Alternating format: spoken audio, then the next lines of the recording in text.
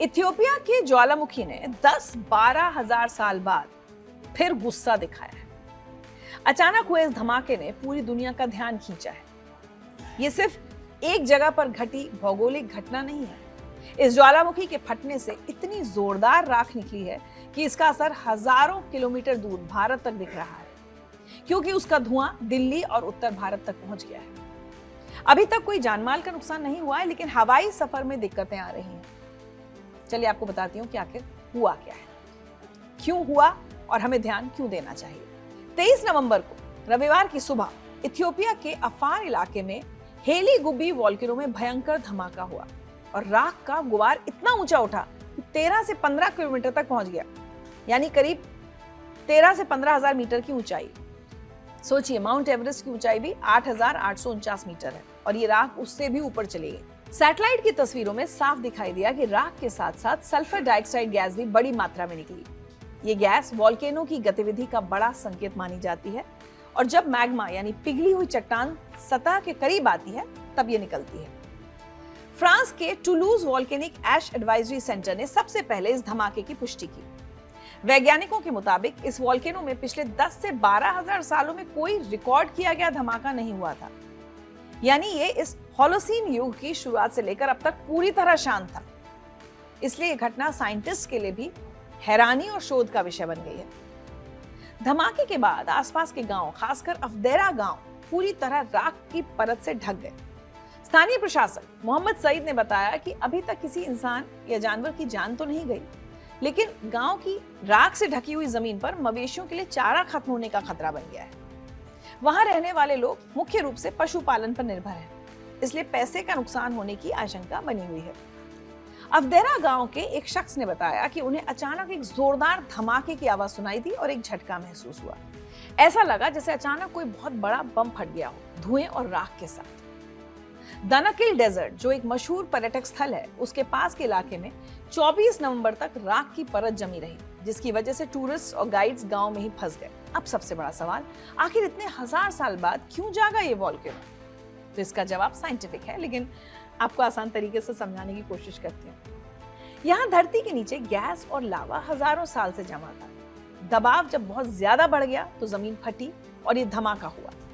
Hayli Gubbi east African rift zone में आता है, जहां अफ्रीकन, सोमाली और अरेबियन प्लेट्स आपस में अलग हो रही हैं। जैसे जैसे धरती की परत अलग होती है, ये पतली होती जाती हैं, उसमें क्रैक्स आते हैं और नीचे से गर्म चट्टानें ऊपर उठती हैं, जो पिघलकर मैग्मा बन जाती हैं। ये इलाका वैसे भी ज्वालामुखियों के लिए जाना जाता है, मगर इतना बड़ा विस्फोट बहुत कम ही देखने को मिलता है। यहाँ 10 से 12 हजार साल जो अंदाजा लगाया जा रहा है, इसमें ऐसा नहीं हुआ था। नॉर्थ कैरोलिना स्टेट यूनिवर्सिटी की वॉल्केनोलॉजिस्ट एरियाना सोल्डाटी ने समझाया कि जब तक मैग्मा बनने की परिस्थितियां बनी रहती हैं, तब तक एक ज्वालामुखी 1000, 10,000 या उससे भी ज्यादा सालों बाद फिर से फट सकता है। यानी सिर्फ इसलिए कि कोई वॉल्केनो हजारों साल से शांत है, इसका मतलब ये नहीं कि वो हमेशा के लिए खत्म हो गया है। यूनिवर्सिटी ऑफ ब्रिस्टल की अर्थ साइंटिस्ट जूलियट बिग्स ने बताया कि उन्हें शक है कि पिछले 10,000 सालों में शायद इस वॉल्केनो में कुछ छोटी मोटी एक्टिविटीज हुई होंगी जो रिकॉर्ड नहीं हो पाई। सैटेलाइट इमेजेस में कुछ संकेत भी मिले थे कि हाल के दिनों में इससे लावा निकला हो सकता है। जुलाई 2025 में पास के ही अर्टा एल वॉल्केनो में धमाका हुआ था और उसी समय सैटेलाइट डेटा ने दिखाया कि करीब 18 मील नीचे तक मैग्मा का दबाव हेली गुब्बी के नीचे भी बढ़ा था। इसके अलावा वॉल्केनो की चोटी पर सफेद धुएं के बादल दिखे थे। ये सब संकेत थे कि कुछ होने वाला है। धमाके से कुछ दिन पहले भी अफार इलाके में कई बड़े भूकंप और भूकंप के बाद के झटके आए थे, जो वॉल्केनो के जागने का संकेत दे रहे थे। यानी प्रकृति ने पहले ही चेतावनी दे दी थी, लेकिन इतने दूर के इलाके में निगरानी बहुत कम है, इसलिए लोकल लेवल पर सावधानी बरतना मुश्किल था। अब बात करते हैं ज्वालामुखी में हुए विस्फोट के असर की, जो सिर्फ अफ्रीका तक सीमित नहीं है। राख का बड़ा बादल पहले रेड सी के ऊपर से यमन और ओमान की तरफ बढ़ा, फिर हवा करीब 100 से 120 किलोमीटर प्रति घंटे की तेजी से पूर्व की ओर मुड़ गई और 24 नवंबर शाम तक गुजरात और राजस्थान में पहुंच गई। रात होते होते ये राख का बादल दिल्ली एनसीआर के ऊपर आ गया। इसका सबसे बड़ा असर हवाई यातायात पर पड़ रहा है। राख के बादल 15 से 45 हजार फीट की ऊंचाई पर हैं, जिसने फ्लाइट्स के लिए बड़ा खतरा पैदा कर दिया है। डीजीसीए ने सभी एयरलाइंस को चेतावनी जारी कर दी है कि वो राख से प्रभावित इलाकों और ऊंचाइयों से दूर रहें, उड़ानों के रूट बदले और इंजन की जांच करें। डीजीसीए ने फ्लाइट डिस्पैच टीम्स को लगातार वॉल्केनिक ऐश एडवाइजरीज, नोटैम्स और मौसम से जुड़े डेटा की निगरानी करने को कहा है। Air India, Akasa air, Indigo और डच एयरलाइंस ने कई उड़ानें रद्द कर दी हैं। खासकर मिडिल ईस्ट, जेद्दा, कुवैत, अबू धाबी की उड़ानें सबसे ज्यादा प्रभावित हुई हैं। एयर इंडिया ने दिल्ली से टोक्यो जाने वाली एक फ्लाइट को टेक ऑफ से ठीक पहले कैंसिल कर दिया। केएलएम ने एम्स्टर्डम से दिल्ली आने वाली फ्लाइट रद्द कर दी। हजारों यात्री एयरपोर्ट पर फंसे रहे।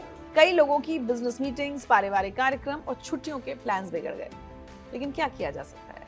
ये एक ऐसी स्थिति जो किसी के भी हाथ में नहीं है। डीजीसीए की एडवाइजरी में साफ कहा गया कि अगर हालात बिगड़ते हैं तो एयरपोर्ट पर ऑपरेशंस रोके या टाले जा सकते हैं। एयरपोर्ट ऑपरेटर्स को कहा गया कि अगर राख एयरपोर्ट को प्रभावित करती है तो रनवे, टैक्सीवे और पार्किंग की तुरंत जांच करें। सफाई पूरी होने तक ऑपरेशंस बंद रखने की सलाह दी गई है। यहाँ आप लोगों के इस दिमाग में एक सवाल ये भी आ सकता है कि इस राख से प्लेन को क्या खतरा? दरअसल ज्वालामुखी की राख बहुत बारीक कणों से बनी होती है जो हवा में तैरते हैं।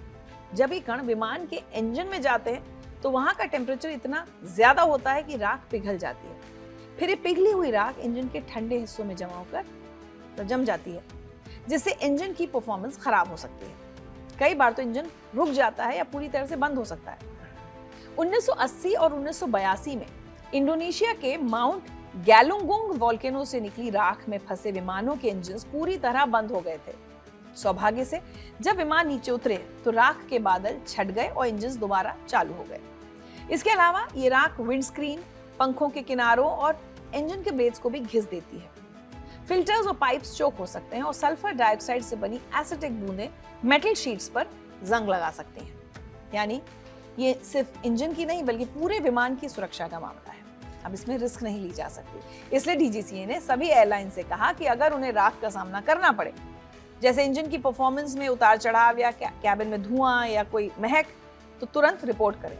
पायलट्स को निर्देश दिया गया कि वो प्रभावित इलाकों से बचें और जरूरत पड़े तो वापस मुड़ जाएं। इथियोपिया से निकली राख का असर सिर्फ भारत तक सीमित नहीं रहा।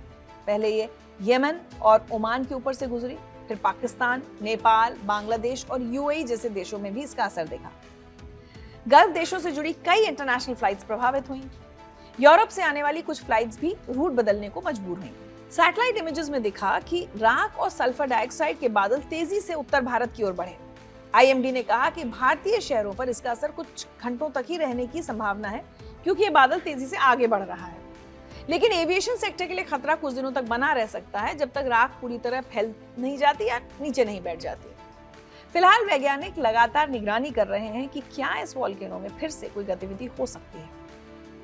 ये घटना हमें फिर से अलर्ट कर रही है कि हम चाहे कितने भी मॉडर्न हो जाएं, कितना भी विकास कर लें, प्रकृति की शक्ति के आगे हमें विनम्रता से सर झुकाना पड़ता है। 10,000 साल की नींद के बाद जागा ये वोल्केनो सिर्फ एक खबर नहीं है, ये एक याद दिलाने वाली घटना है कि धरती जीवित है, सांस ले रही है और कभी भी इंसानों को अपनी ताकत दिखा सकती है। हमें बस तैयार रहना है, समझदारी से काम लेना है और साइंस की बात सुननी है, तभी हम ऐसी चुनौतियों का सामना कर सकते हैं।